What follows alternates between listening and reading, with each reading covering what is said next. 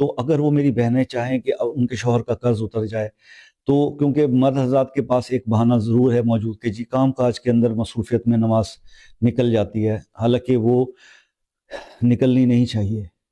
اگر آپ اس کی امپورٹنس سمجھ لیں تو وہ نکلنی نہیں چاہیے۔ یہ ہماری بہت بڑی غفلت ہے اور بہت بڑی کوتاہی ہے جو ہمیں جہنم سے قریب کر رہی ہے میرے بھائی۔ اس چیز سے آپ اوائڈ کریں۔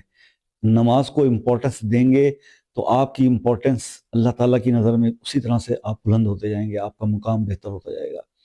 تو میرے بھائی، بہنوں کے لیے عمل ہے کہ جو بہنیں یہ چاہتی ہیں کہ ان کے شوہر کا قرض جلد سے جلد ادا ہو جائے، تو وہ صرف یہ کیا کریں کہ رات کو سونے سے پہلے، جب آپ اعمال سے فارغ ہو جاتے ہیں، رات کو سونے سے پہلے ایک تسبیح اول آخر ایک بار درود ابراہیمی کے صرف پڑھ لیا کریں، یا رزاق کو یا مالک کو۔ 21 دن یہ عمل کر لیں، آپ کے شوہر پر جتنا بھی، یہ بھائی کے لیے بھی